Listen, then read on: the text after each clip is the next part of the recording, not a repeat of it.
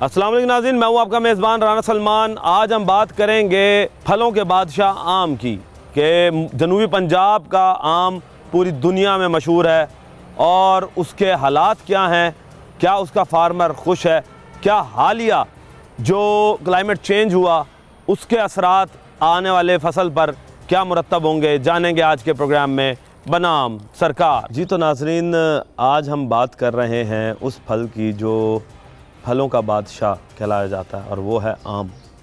आपको ये पता होगा कि पाकिस्तान का आम पूरी दुनिया में मशहूर है और पाकिस्तान में सबसे ज़्यादा खाया जाने वाला आम जो है वो जनूबी पंजाब, ख़ास तौर पे मुल्तान की बात करेंगे तो उसका आम जो है वो अपनी मिठास जो है उसमें बिल्कुल ही एक अलग पहचान रखता है।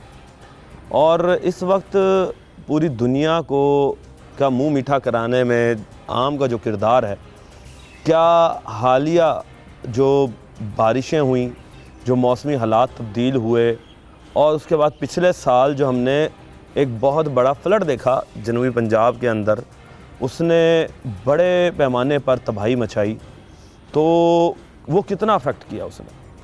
आज हम जानेंगे इस चीज़ को कि पूरी दुनिया का मुंह मीठा कराने वाला पाकिस्तान आम के दरपेश मसाइल के हवाले से क्या देख रहा है। आने वाले वक्त में आम क्या पाकिस्तान की आवाम को मिल पाएगा या दुनिया को मिल पाएगा, आज इस पर बात करेंगे। मंजूर कादिर भट्टी साहब मेरे साथ मौजूद हैं और उनसे जानेंगे कि क्या समझते हैं कि क्या ज़रूरत होती है आम के पौधे को और किस तरीके से एक फार्मर उसकी हिफाजत करता है और उसके बाद ये आम हम तक पहुंचता है।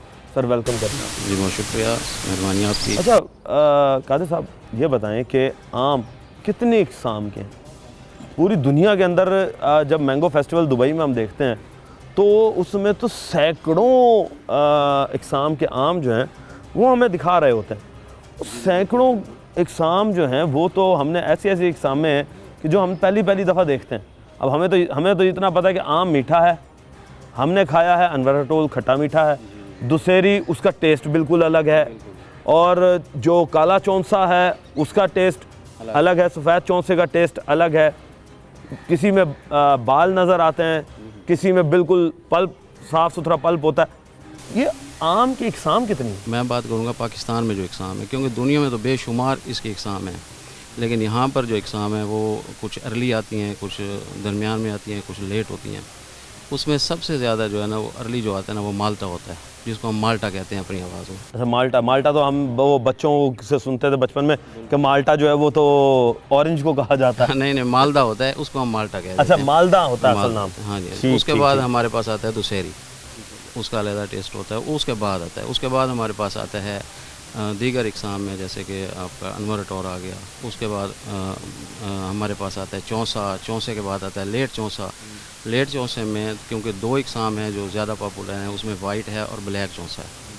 तो जो वाइट चौंसा है उसका पल्प होता है और जो ब्लैक चौंसा होता है उसके अंदर बाल होते हैं।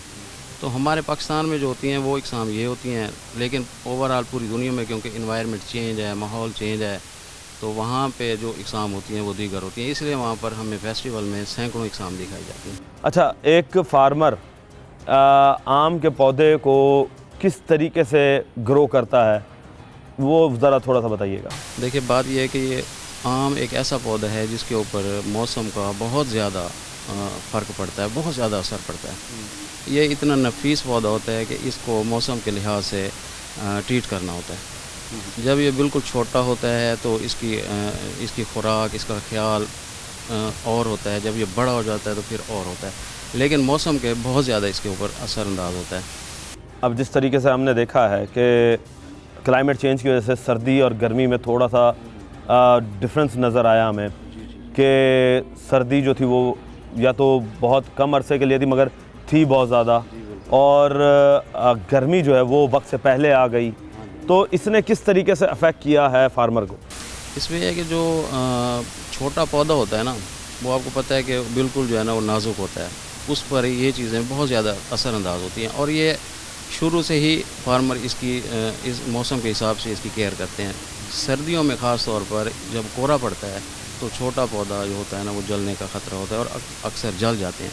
तो उसके लिए होता है कि हम इसको जो है ना कवर कर देते हैं किसी चीज़ से, जैसे कि ये चावल की पराली होती है उससे कर देते हैं, या आजकल शीट्स आ रही हैं उससे कर देते हैं, कुछ चूना लगा देते हैं इनके तनों को ताकि ये महफूज रहें। तो ये तो बात होगी ना छोटे पौधों की। आजकल जो इन्वायरमेंट चेंज हुआ है उसमें ये हुआ है कि जो बड़े पौधे हैं ना वो भी जल रहे हैं। तो वही मैं पूछ रहा हूँ कि अब फसल के ऊपर उसके क्या असरात हो गए? हाँ जी, फसल के उस पर असरात ये आएंगे कि साफ ज़ाहिर है कि फसल कम होगी। अब जैसे कि सैलाब आया है तो उसके अंदर जो है ना, क्योंकि मौसम चेंज हुआ है, उसके असरात इतने हुए हैं कि बूर जो है ना वो नहीं टिक पाया। अच्छा, बूर नहीं टिक पाया। बूर नहीं टिक बूर पाया। क्या होता है और बूर से बनता क्या है? देखिए, बूर होता है इसका, आप इसको आसान उर्दू में कह सकते हैं कि ये उसका फूल होता है। अच्छा, फूल होता है। तो जब ये लगता है तो उस वक़्त ये जो टेम्परेचर हमें चाहिए होता है, अगर वो टेम्परेचर कुदरत की तरफ से अगर उसमें ऊंच नीच हो जाए तो वो इसके ऊपर बहुत ज़्यादा असरअंदाज होता है। जैसा कि उसको उस वक़्त जो टेम्परेचर चाहिए होता है, फौरी अगर ठंड या सर्दी पड़ गई है तो फिर भी ये डैमेज हो जाता है, और अगर वक्त से पहले गर्मी आती है तो फिर भी डैमेज हो जाता है। और ये बहुत ज़्यादा इफ़ेक्ट हुआ है इस दफ़ा, ये गुज़श्ता 2-3 साल गुजरे हैं ना, इसमें ये चीज़ें बहुत ज़्यादा नज़र आ रही हैं। अच्छा, पिछले साल जो अफेक्ट हुआ, एक सैलाब आया, सैलाब ने पूरा जनूबी पंजाब अपनी लपेट में लिया। हज़ारों एकड़ नहीं, हम यूँ समझ लें हज़ारों मुरब्बे वो ज़ेरे आब आए, और 12-12, 14-14, 20-20 फुट तक पानी हमें देखने को मिला। लोगों के घरों की छतें सेकंड फ्लोर तक भी डूब गई थी। तो ये पौधा जो है, ये तो मेरे ख्याल से ज़्यादा 10 से 12 फुट का ही होता है। हाँ जी, बिल्कुल आपने तो बिल्कुल ठीक इसका तो इसकी हालत क्या रही है? क्या इस वक्त किसान जो है वो देख रहा है कि क्या उसे फसल मिल पाएगी इस दफ़ा के नहीं? देखिए, बात यह है कि एक तो सैलाब वैसे ओवरऑल हर शोबे को डिस्टर्ब करता है, ज़िंदगी जो मामूल की होती है वो सारी डिस्टर्ब हो जाती है। और ये जो मौसमी हालात होते हैं इससे सबसे ज़्यादा किसान डिस्टर्ब होता है।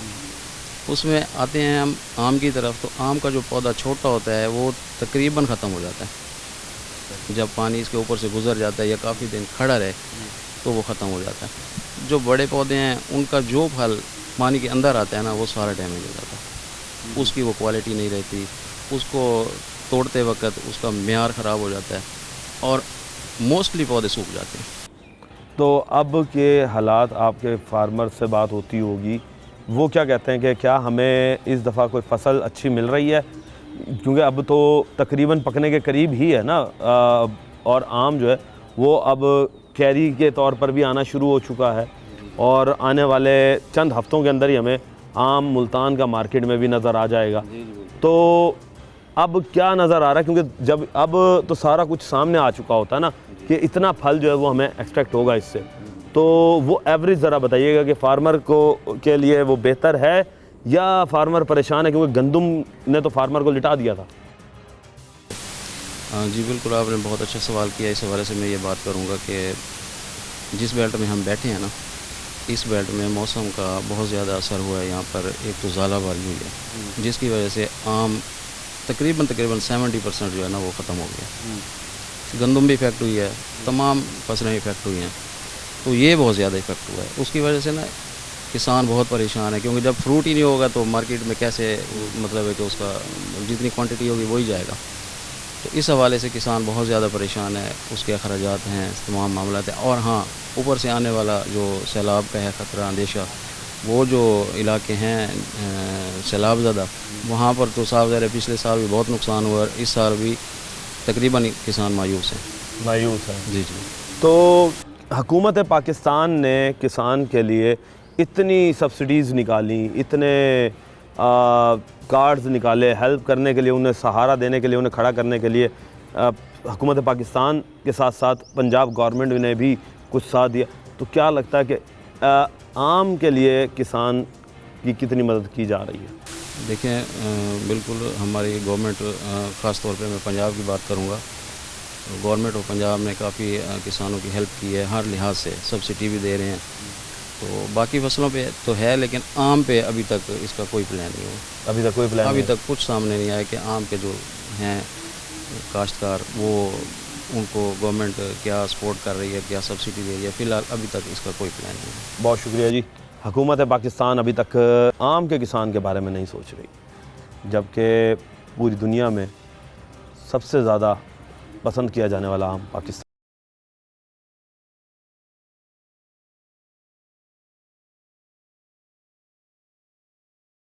वेलकम बैक नाजरीन, आपने अभी बात सुनी कि जो किसान है वो इसे किस तरीके से तैयार करता है, उसकी कोशिश क्या क्या होती हैं, किस तरह पानी लगाता है, किस तरह इस पर बूर आती है और फिर उसके बाद वो कन्वर्ट होता है आम में। तो ये सारा कुदरती अमल है, अल्लाह इस पर जो है वो बरकत डालता है। अब जब ये आम पक जाता है तो पकने के बाद कुछ आम ऐसे होते हैं जो कि एक साइज़ मेंटेन कर लेते हैं, ग्रो कर जाते हैं और फिर उसके बाद इन्हें उतार लिया जाता है, जिसे हार्वेस्टिंग, जिस तरह हम वीट की देखते हैं, अभी हमने देखा गंदम की हार्वेस्टिंग हो रही है, तो इसी तरीके से आमों की भी हार्वेस्टिंग होती है। एक सर्टन पीरियड के बाद आम को जो है वो उतार लिया जाता है और फिर उसे पेटियों में पैक करके तरसील किया जाता है मुख्तलिफ मंडियों में। उस पर बात करने के लिए मेरे साथ ताहिर भट्टी साहब मौजूद हैं। सर, पहले तो वेलकम करते हैं आपको शो में। Thank you so much. मैं बहुत मशकूर हूँ कि जिन्होंने इस बागबानी के लिए रोहित टीवी ने ये प्रोग्राम लॉन्च किया है ताकि काश्तकारों को एक इंफॉर्मेशन दी जा सके। बहुत शुक्रिया। भट्टी साहब, ये बताएं कि आम का सारा सिनेरियो जो है वो तो हमने देख लिया, सुन भी लिया पहले। अब आती है हार्वेस्टिंग की बारी।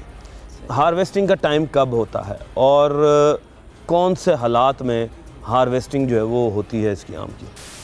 बिल्कुल, माशाल्लाह आपने बहुत अच्छा सवाल किया है।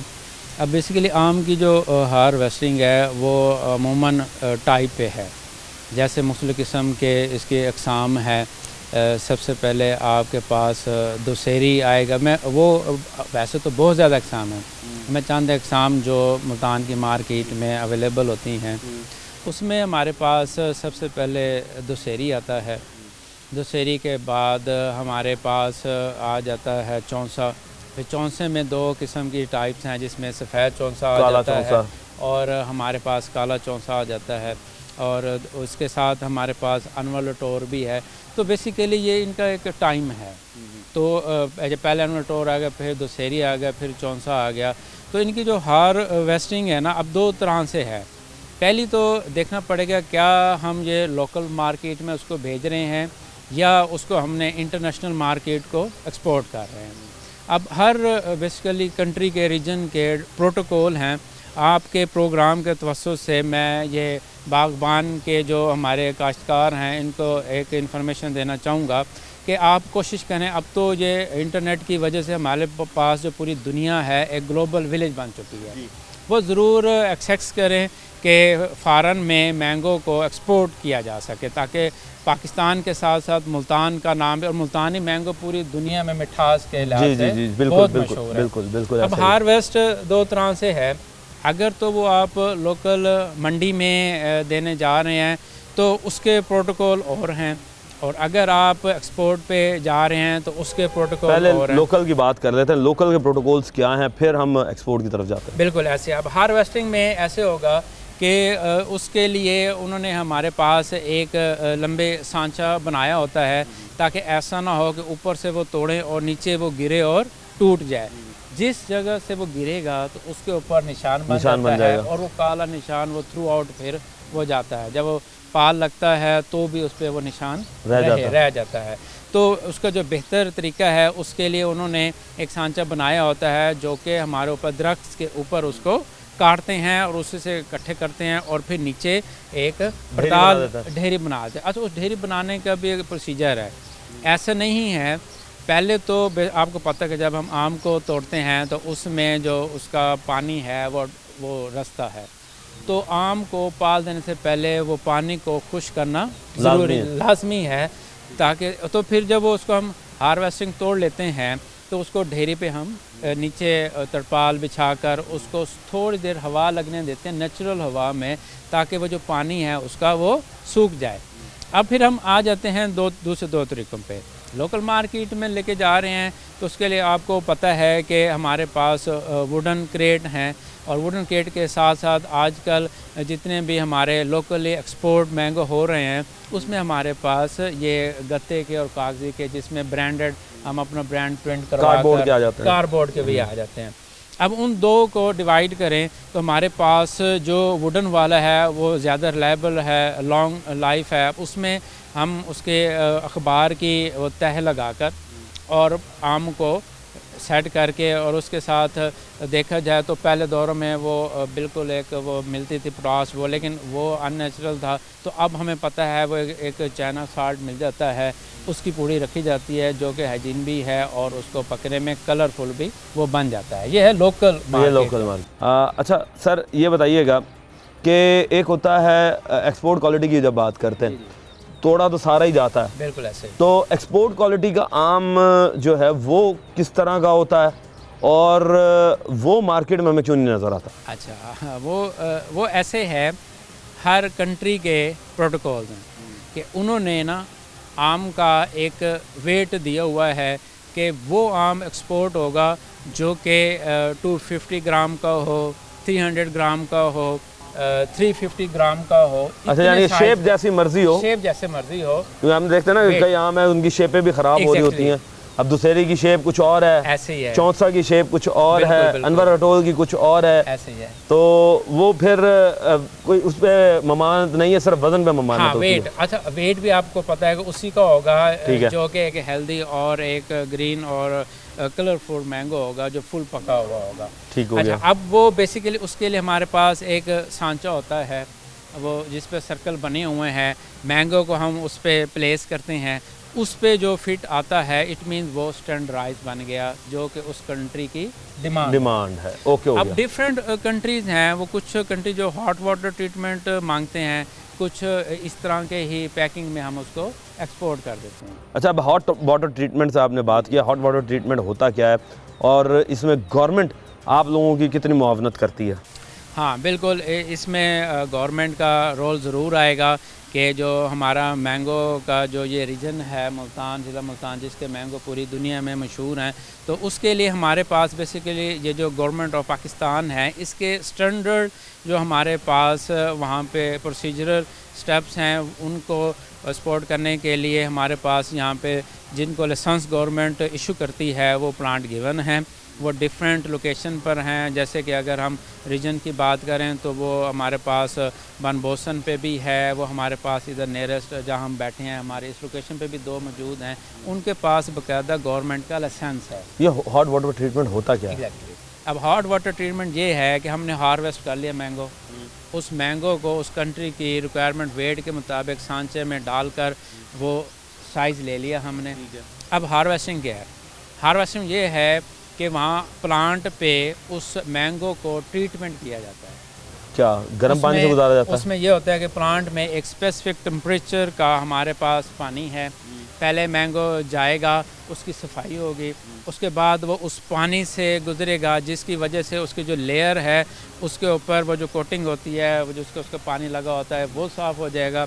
जैसे ही वो हॉट वाटर से गुजरता है उसका जो अगला फेज़ है वो टेम्परेचर बिल्कुल चेंज हो जाता है और कम हो जाता है। अच्छा, जिससे उसको फिर हवा लगाई जाती है, कोल्ड वाटर ट्रीटमेंट, उसको फिर खुश किया जाता है और उसको थोड़े टाइम के लिए सूखने दिया जाता है। इससे क्या हो जाता है कि उसकी लेयर पे जो भी चीज़ है और इस तरह जो मैंगो की लाइफ है वो भी बढ़ जाती है।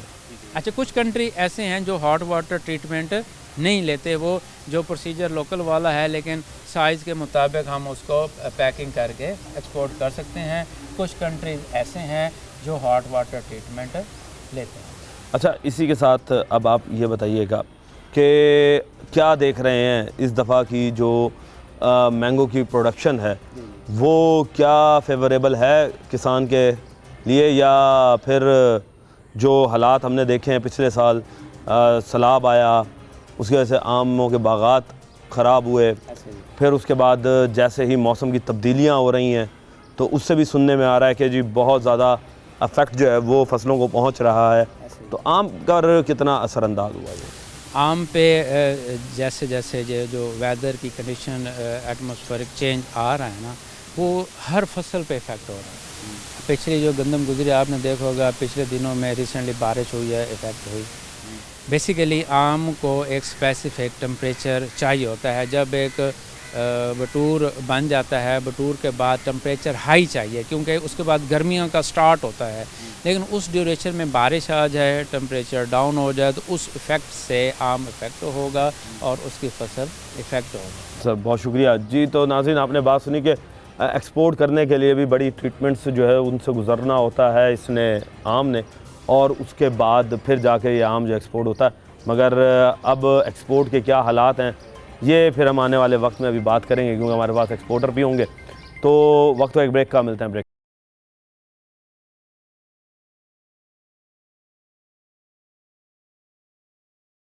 वेलकम बैक नाज़रीन मेरे साथ एक और फार्मर मौजूद हैं, उनसे अब जानते हैं कि हुकूमत इनके साथ कितना ताउन कर रही है, क्योंकि पाकिस्तान का आम दुनिया में जहाँ पर एक्सपोर्ट होता है वहाँ पर पाकिस्तान के लिए ये ज़राए मुबादला का भी काम करता है, और डॉलर्स में जो कमाई है वो पाकिस्तान आती है। और आपको पता है कि वैसे ही हमारे यहाँ पर डॉलर का रेट जो है वो आसमान से बातें कर रहा है, और जितना डॉलर पाकिस्तान आएगा तो जाहिर सी बात है कि फिर डॉलर का रेट भी कम होगा। और इस पर बात करने के लिए हसन भट्टी साहब मौजूद है मेरे साथ। भट्टी साहब पहले तो वेलकम करते हैं आपको शो में। भट्टी साहब ये बताएं कि हुकूमत पाकिस्तान इस फसल की तरफ आज तक उसने कितनी तवज्जो दी और फार्मर को कितना उसने मदद किया है? सब तो पहले तो असा आज तक ये नहीं सुना कि जे अज तक भी गवर्नमेंट ने कि अंब दे फार्मर को कोई रिलीफ दिता हो, क्योंकि इहदे विच चंद वैराइटीज़ हैं ਜਿਹੜੀਆਂ एक्सपोर्ट थींदियां। अच्छा, वो भी दारोमदार होंदा एक्सपोर्टर दे उत्ते, जिस तरह हुण बॉर्डर बंद हैं, ज़्यादातर मिडल ईस्ट विच वैंदा है, बाहर भी वैंदा है, लेकिन इहदे विच हर तरह तो जिहड़ा फार्मर है ना वो खसारे च, फार्मर खसारे फार्मर बिल्कुल खसारे च, उन्होंने एक आने का रिलीफ नहीं। जिमें हुण तुसां मौसमी हालात डिठे न, ज़ाला बारी आई है, तुसां को कैप्चर भी करे सो कि वो निशान रह गए जेह्ड़े बकाया रह गए, ये बेकार है। अच्छा, तकरीबन 80% फसल ज़ाला बारी चली गई है, जेड़ी बच गई वो बेकार है, फार्मर खसारे च। वो कोई इस वक्त तक कोई भी खरीदार बागां च कोई नहीं आया। अच्छा, कोई भी जिन्हें दे पहले आ जाते थे? पहले तो शुरू तो आ गए दिन के साकू दे दो, अगर जिन्हें दे विक भी गए तो वो ठेकेदार भज वैसे, अच्छा, या मालिक उन्होंने नाल तामन ना करे सी हद तो ज़्यादा वल भी भज वैसे। हर तरीके नाल जेड़ा है ना फार्मर नुकसान है। कोई गवर्नमेंट दी इहदे विच कोई इन्वॉल्वमेंट कोई नहीं। हाँ, सैमीनार थींदे न, वो जनाब वाला उत्थे वैराइटीज़ होंदियां न, वो एक गत्ते दा सर्टिफिकेट पकड़ा दिता वेंदे, ये जी तेरा आम फर्स्ट आए, तेरा सेकंड आए, कोई पैसों का भी नहीं कोई चीज़ नहीं। बस ये एक यानी कि अगर फार्मर नूं एक गत्ते दा सर्टिफिकेट मिलदा है तो पता नहीं गवर्नमेंट के कागजां दे विच लखां रुपए उन सेमीनार ते करोड़ों रुपए खर्च हो चुके हैं। अच्छा, इसी के साथ ये बताइएगा कि आपने बात की एक्सपोर्ट की, तो फार्मर एक्सपोर्ट की बात हम करते हैं, भाई पाकिस्तान का आम पाकिस्तानियों को मिलना चाहिए, तो क्या पाकिस्तान की मार्केट के अंदर जो आम बिकता है उससे फार्मर खुशहाल नहीं होता? क्योंकि आप गंदम जो है वो भी आप पाकिस्तान की मार्केट में बेचते हो ना, सब्जियां जो हैं वो भी पाकिस्तान की मार्केट में बेचते हो, किन्नू है वो भी पाकिस्तान की मार्केट में बिकता है, और दीगर जो फल हैं आड़ू है ये इस तरह, तो ये पाकिस्तान की मार्केट में बिकता है ना, तो तभी तो किसान जो है वो खुशहाल होता है कि हाँ भाई पाकिस्तान की मार्केट में भी चीज़ें बिक रही हैं। ठीक गल कह रहे, लेकिन तुसां मैनू हर चीज़ दे विच किसान दी, गंदम अंब है, कोई भी है, अदरवाइज कोई सब्जी ले लो, कोई किसान मैं को दिखा दो कि अज तक वो किसान खुशहाल होया होवे कि अस आख सकते हैं कि एक किसान एक चीज़ एक पैदावार लाइए तो उन पैदावार दे विच एक कल को यानी कि अगर 10% है या 100% किसान उठां ही खड़ा है स्टिल जो कुछ है। बल्कि मैं तो याद है कि उनकी जिहड़ी ज़मीन है वो खुटदी पई है, वो बेचारा पता नहीं किवें किवें वो करके ते वो पैदावार लैंदा, लेकिन ना रेट होंदे न, किसान को किसी चीज़ का रेट नहीं मिलता। मिडल मैन जेड़ा है वो कमांदा है या एक्सपोर्टर कमांदा है, अमीर हैं तो एक्सपोर्टर हैं, जेड़ा जिम्मेदार है वो फारेग है। तो ये जो दुकानों पे जाके बिकता है, वो दुकान वाला तो अपनी मर्जी होंदा है, तुहाडा आम दुकान दे उत्ते गया पई है, उनके ठीए दे उत्ते गया पई है, उनकी मर्जी है। कोई 200 बंदे को बोली देना खड़ा है, उन्होंने सिग्नल होंदे न, भाई ये बंदा इन्हें ना ला रहे हो जी, मजबूर हो क्योंकि मंडी गया खड़ा है। ਉਹ ਕਮਾਉਂਦੇ ਨੇ, ਉਹ ਵੱਲ ਐਕਸਪੋਰਟਰ ਨੂੰ ਦਿੰਦੇ ਨੇ, ਐਕਸਪੋਰਟਰ ਆਪਣੀ ਮਰਜ਼ੀ ਨਾਲ ਡਾਲਰਾਂ 'ਚ ਪੈਸੇ ਗਿਣਦੇ ਨੇ। ਐਕਸਪੋਰਟਰ ਅਮੀਰ ਹਨ ਜਿਹਦੀ नहीं तो एक्सपोर्टर आपके पास डायरेक्ट नहीं आता देने के लिए? ਆਉਂਦਾ, ਉਹ ਆਂਦਾ ਹੈ ਤੇ ਉਹ ਛਾਂਟੀ ਐਸੀ ਕਰਿੰਦਾ ਅੰਬ ਦੀ ਜਿਵੇਂ ਬੈਰ ਐਕਸਪੋਰਟ ਥੀਂਦਾ ਹੈ, ਸਾਡਾ ਮੌਸਮੀ ਚੌਂਸਾ ਥੀਂਦਾ ਹੈ, ਚਿੱਟਾ ਚੌਂਸਾ ਐਕਸਪੋਰਟ ਥੀਂਦਾ। ਉਹ ਜਨਾਬ ਅਗਰ ਉਹਨਾਂ ਨੇ 100 ਮਣ ਅੰਬ ਤੋੜਾ ਹੈ ਤਾਂ ਉਹਦੇ ਵਿੱਚ ਉਹ ਆਪਣੀ ਮਰਜ਼ੀ ਦੇ 20 ਮਣ ਚੈਸਨ, ਬਾਕੀ बेकार है। वो जट वो फारे गए उनको बेहतर है कि वो बेचारा आदे कि मैं 100 ਦਾ 100 मण नहीं बेच देवा तो बेहतर है। एक्सपोर्टर तो जान कटेंदा ना बिचों तो जान निकालता है। अच्छा, अगर वो आम निकालेगा तो उसका रेट भी तो अच्छा दे, नहीं देंदा रेट अच्छा। तो गवर्नमेंट ने कोई ऐसी पॉलिसी नहीं बनाई हुई कि आपका एक एक्सपोर्ट क्वालिटी का आम का रेट फिक्स कर दिया जाए? सवाल ही पैदा नहीं होता, कोई पॉलिसी कोई नहीं। हुण तुसीं ही गंदम नूं दे लो, ਜਿਹੜੇ ਵੇਲੇ ਹੁਣੇ ਇੱਕ ਗੰਦਮ ਅਸਾਂ ਮਕਸਦ ਹੈ ਕਿ ਉਹਦੀ ਕਟਾਈ ਕੀਤੀ ਹੈ, ਉਹਦੀ ਥ੍ਰੈਸ਼ਿੰਗ ਕੀਤੀ ਹੈ, 2900 ਰੁਪਏ ਨਾਲ ਸਾਰੇ ਕੁਝ ਆ ਗਿਆ। ਹੁਣ ਅਗਰ ਘਰ ਵਾਸਤੇ ਅਸਾਂ ਅੱਜ ਹੁਣੇ ਬੈਠੇ ਹਾਂ, ਹੁਣੇ ਪਤਾ ਸਲੇਨੇ ਬੰਦੇ ਨੂੰ ਆਕਸੀਜਨ 38 ਤੋਂ 3900 ਰੁਪਏ ਰੇਟ ਹੈ ਵੀ ਸਾਡੇ ਕੋਲ। ਤੁਸੀਂ 10 ਦਿਨ ਪਹਿਲੇ 28 2900 3000 ਰੁਪਏ ਨਾਲ ਖਰੀਦੀ ਹੈ। ਅੱਜ ਉਹ ਮਿਡਲਮੈਨ ਕੋਲ ਚਲੀ ਗਈ ਹੈ, ਅੱਜ ਉਹ ਜਿਹੜਾ ਸਟਾਕਰ ਹੈ ਉਹਦੇ ਕੋਲ ਚਲੀ ਗਈ ਹੈ।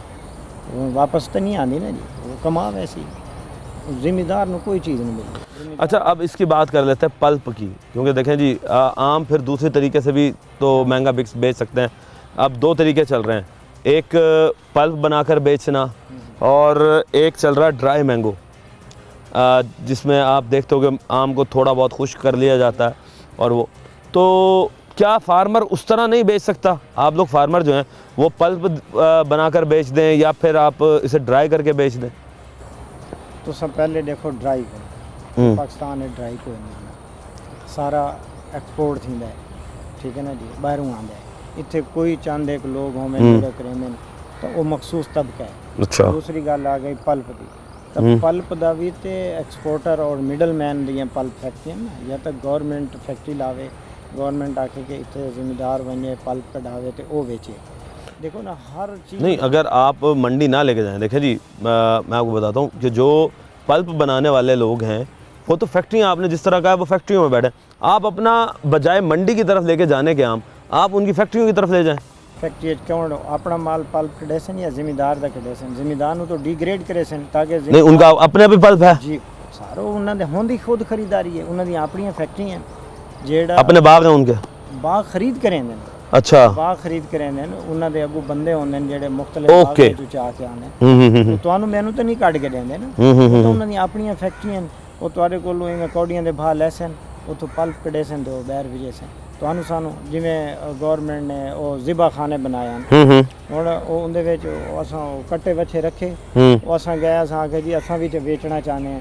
ਉਹਨਾਂ ਨੇ ਆਖਿਆ ਜੀ ਤੁਹਾਡਾ ਤਾਂ ਅਗਲੇ 6 ਮਹੀਨੇ ਨੰਬਰ ਹੀ ਨਹੀਂ ਆਉਂਦਾ, क्योंकि उत्थे जड़ा है ना 10-10 हज़ार जानवर की रजिस्ट्रेशन थी हुई है, जड़े बड़े बड़े फार्मर हैं। मेन के हर काम में कमासी वो मिडल मैन, जिम्मेदार नहीं कमा सकता। तो फिर जिम्मेदार जो है वो मुझे एक बात बताएं, फिर आपके जो इतने मुरब्बों पे जो बागात बने हुए हैं, क्योंकि ज़ाहिर सी बात है छोटा फार्मर तो इसमें है नहीं, इसमें जिसके पास कोई 1 एकड़ हो 2 एकड़ हो, फार्म अगर आमों की बात करें तो वो मुरब्बों के अंदर है और सैकड़ों एकड़ों के अंदर है।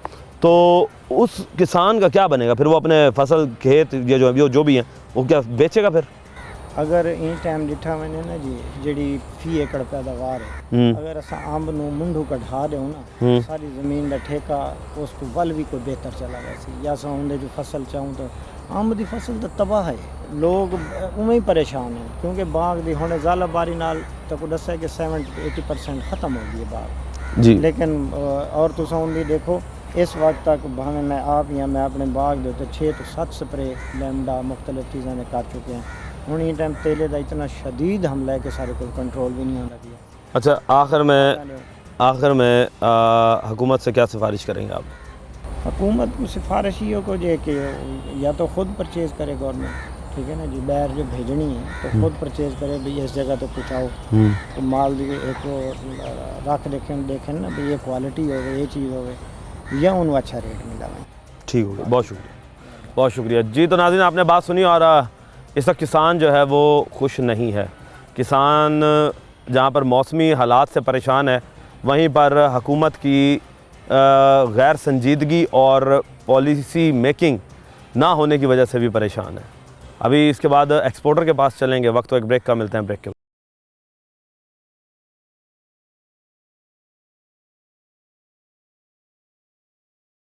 वेलकम बैक नाज़रीन। आपने देखा है कि फार्मर कितना परेशान है और उसी के साथ साथ हमने ये भी देखा है कि जो आड़ती है वो भी अब बैठ के सोच रहा है कि आगे होगा क्या।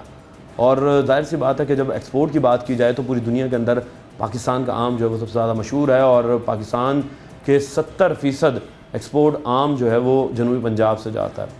तो मोहम्मद आज़म साबरी साहब मेरे साथ मौजूद हैं। साबरी साहब, सबसे पहले तो आपको वेलकम करते हैं शो में। साबिर साहब, ये बताइएगा कि मुल्तान और जनूबी पंजाब का आम में ऐसी क्या बात है जो कि इतना उसे बाहर पसंद किया जाता है? जनूबी पंजाब के आम जायके की वजह से, कलर की वजह से और अपनी, क्योंकि पंजाब में, सिंध में चौसा बहुत कम होता है और चौसा हमारी एक यूनिक वैरायटी है जो सारी दुनिया में अपनी स्वीटनेस के लिए बहुत मकबूल है और बहुत डिमांड वाली आइटम है। और इसके अलावा हमारे पास विंडो है तकरीबन, आप कह सकते हैं कि 1 जून से 15 जुलाई तक नॉर्मल विंडो होती है सिंध की, और 15 जुलाई से लेके 15 अक्टूबर तक पंजाब की विंडो है जिसमें हम आम एक्सपोर्ट कर सकते हैं। तो मुल्तान या पंजाब का, साउथ पंजाब का तकरीबन एक्सपोर्ट का सीज़न वो ऑलमोस्ट 75 डेज़ पर को कवर करता है, जबकि सिंध सिर्फ 30 डेज़ को कवर करता है जस्ट। यानी कि आप ये देखें कि 100 दिनों में से 70% दिन तो फिर हमारे जनूबी पंजाब के पास, जनूबी पंजाब को मिलते हैं। अच्छा, कौन सी क्वालिटी होती है आम की जो एक्सपोर्ट की जाती है? एक्सपोर्ट के लिए बिल्कुल उसकी जो जिल्द है मैंगो की वो बिल्कुल साफ़ होनी चाहिए, और साइज़ वाइज मुख्तलिफ मार्केट्स की मुख्तलिफ डिमांड होती है। कहीं पर बहुत बड़े साइज़ के आम चलते हैं और कहीं पर मीडियम साइज़ के आम चलते हैं। तो वो उसके मुताबिक ही, जैसे बायर की रिक्वायरमेंट होती है उसके मुताबिक ही ग्रेडिंग करते हैं और उसी के मुताबिक उसकी राइपनिंग को भी कंट्रोल करते हैं। कहीं पर 20% राइपन मैंगो चलते हैं। बहरहाल बेसिक आम की एक्सपोर्ट में सबसे बड़ी चीज़ जो है ना वो उसकी टाइमली हार्वेस्टिंग और मेच्योरिटी है, ताकि उसका स्वीटनेस लेवल मेंटेन हो जाए। अच्छा, इसी के साथ अब ये बताइएगा कि इस वक्त जो मौजूदा हालात चल रहे हैं, एक्सपोर्ट जो है वो तकरीबन बंद है। सबसे ज़्यादा जो एक्सपोर्ट किया जाता है वो कौन से ममालिक में जनूबी पंजाब का आम जो है वो एक्सपोर्ट होता है? तकरीबन पंजाब की जो हर साल की जो पिछले फिगर्स हैं ना, तकरीबन नॉर्मली 10 लाख टन के करीब, 10-11 लाख टन इसकी प्रोडक्शन होती है मैंगो की, पंजाब की, जिसमें रहीम यार ख़ान से लेके खानेवाल तक का एरिया है हमारे पास। इसमें मुख्तलिफ डिस्ट्रिक्ट हैं, अभी रहीम यार ख़ान आ गया, बहावलपुर आ गया, सादकाबाद आ गया, आगे मुजफ्फरगढ़ है, जलालपुर है, शुजाबाद है और मुल्तान तक बहुत लिमिटेड मैंगो है मेलसी और बिहाड़ी में ना। तो तकरीबन 10 से 11 लाख टन हर साल की प्रोड्यूस होती है, और इस साल प्रोड्यूस का अंदाज़ा 5 से 6 लाख टन का है, क्योंकि जनवरी में जो बूर की या फ्लावरिंग के स्टेज पर ज़रा टेम्परेचर ज़्यादा था। उसके बाद पिछले तकरीबन 45 से 50 दिन हो गए हैं कि मुसलसल टेम्परेचर डाउन हो गया है। सर्दी की वजह से ना वो आम की फसल पर बहुत, और तमाम फसलात का साइकिल डिस्टर्ब है और बहुत बुरा इम्पेक्ट आया है। मैंगो में मर्ज़ भी बहुत आई है और मैंगो का साइज़ भी अभी तक अप टू मार्क नहीं है, उसकी ग्रोथ बिल्कुल स्टॉप है। तो पिछले साल से तकरीबन आलमोस्ट 40% से 50% क्रॉप होगी मैक्सिमम, बस इससे ज़्यादा क्रॉप नज़र नहीं आ रही है इस वक्त। और जितने भी ठेकेदार हैं और कमीशन एजेंट्स हैं और एक्सपोर्टर भी हैं, क्योंकि लोकल प्राइसेस हायर साइड पे चली जाएंगी और ये डीज़ल की प्राइसेस की वजह से भी काश्तकार बहुत परेशान है। तो सबकी कास्ट ऑफ प्रोडक्शन जो है ना वो बिल्कुल बेकाबू हो गई है। अब जिस तरीके से हालात चल रहे हैं कि एक्सपोर्ट बंद है, सबसे ज़्यादा खलीजी ममालिक में आम जो है वो पसंद किया जाता था, फिर यूरोप है। तो अब खलीज जो बंद है और यूरोप जो है वो भी तकरीबन बंद है, तो क्या समझते हैं कि जो एक्सपोर्ट क्वालिटी का आम है वो एक्सपोर्ट हो पाएगा, या मुल्तान, जनूबी पंजाब, पाकिस्तान की मुख्तलिफ जो शहरों की मंडियाँ हैं, लाहौर, इस्लामाबाद, कराची, यहाँ पर हमें मिलता हुआ नज़र आएगा? एक्चुअली गुजारिश ये है कि ये जो एक्सपोर्ट के हवाले से ना मैं थोड़ी सी इसमें ये गोश्त गुजार करूँगा। तकरीबन पूरे पाकिस्तान से ना तकरीबन 1,20,000 टन मैंगो एक्सपोर्ट होता है, जिसकी कंसंट्रेशन ऐसी है कि तकरीबन 20,000 टन यूरोप के लिए एक्सपोर्ट होता है और 40,000 टन एक्सपोर्ट होता है ईरान के लिए बाई रोड, और बाकी तकरीबन 40,000 टन एक्सपोर्ट होता है गल्फ़ के लिए, जिसमें ओमान, मस्कत, बहरीन, सऊदी अरब, ये सारी गल्फ़ के लिए तकरीबन 40,000 टन एक्सपोर्ट होता है। अब वार रिस्क की वजह से जो गल्फ़ है, गल्फ़ में तकरीबन तमाम तर मैंगो मैक्सिमम जाते हैं बाई सी, और यूरोप बाई एयर है, और ईरान और अफ़गानिस्तान हैं बाई रोड। तो बाई रोड ब्लॉक होने की वजह से मार्केट अनबैलेंस हो गई है। मार्केट जैसे अनबैलेंस होगी तो उसके मुताबिक कॉस्ट भी कंट्रोल नहीं हो रही। अच्छा, यूरोप के लिए हमारी एक्सपोर्ट तकरीबन 20,000 टन होती है, वो बाई एयर है। बाई एयर में प्रॉब्लम ये आ रही है कि बाई एयर का एयर फ्रेट बढ़ गया है। एयर फ्रेट तकरीबन $1 से $1.5 पर केजी बढ़ गया है, तो उसकी वजह से जो फर्दर मार्केट्स हैं ना वो उतनी एप्रिसिएशन को ना एब्जॉर्ब नहीं कर रही। अब इस वजह से हमारी सब्ज़ी का जो एक्सपोर्ट थी ना वो अभी टाइम से ब्लॉक हो गया, नहीं तो इस मौसम में हमारी सब्ज़ी का फुल सीज़न होता है। अभी मैंगो भी आ रहा है, तो अब बाई रोड ईरान की करेंसी डाउन होने की वजह से वहाँ पर मामला फेवरेबल नहीं है। यही मेरा सवाल था अगला कि ईरान जो है वो अब क्या आप ईरान के पास इतनी कैपेसिटी है कि वो बाय रोड हमारा जो है वो आम ख़रीद पाएगा? उनकी करेंसी डाउन है बेसिकली, ये तबादले की शरह की वजह से ना उसमें हमें मुश्किल आ रही है। ज़ाहिर सी बात है कि भी एक चीज़ वहाँ पर इम्पोर्टर परेशान है। पिछले साल अगर फ़र्ज़ करें हमारा ₹1 के बदले में हमें 240-50 तुमन मिल रहे थे, यानी कि 250 तुमन का बिकता तो हमें ₹1 मिल रहा था, वो इसी हवाले से आम बिक रहे थे। अब अगर उनकी करेंसी तकरीबन 1400-1500 तुमन पे पहुँच गई है तो तारीख़ की कम तरीन सतह पर आ गई है, तो वहाँ पर किसी के लिए भी इम्पोर्ट का इम्कानात बिल्कुल कम हो गए हैं।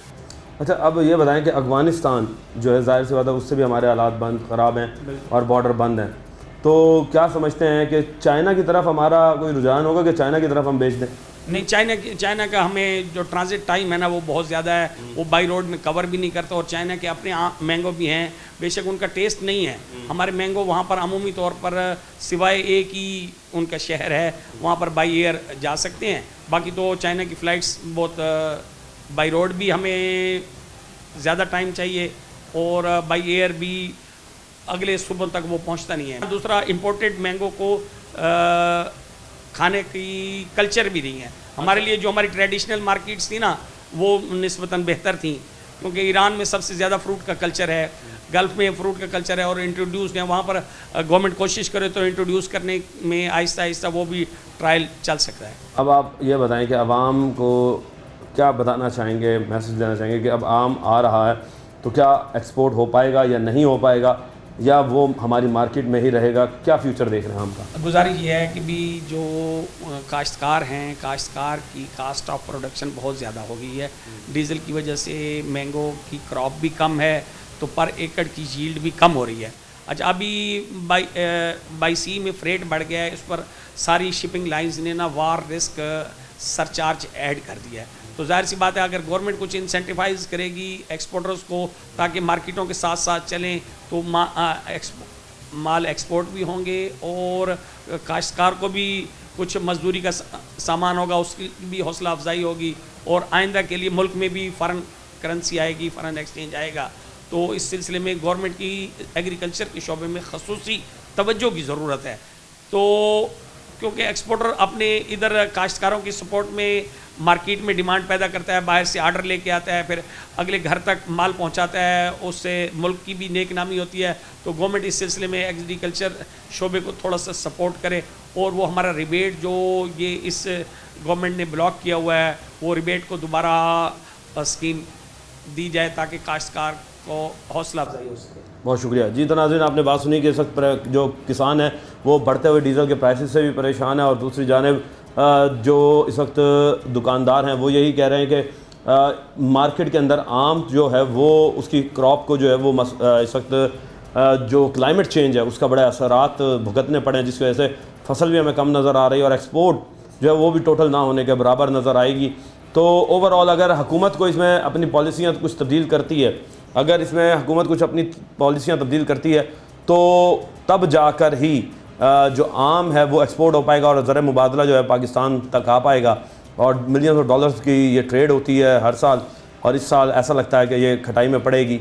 अब ये वक्त बताएगा कि होता क्या है आम के साथ। टीम बनाम सरकार को अब तक के लिए इजाज़त दीजिए। अल्लाह ने के बाद पाकिस्तान जिंदाबाद।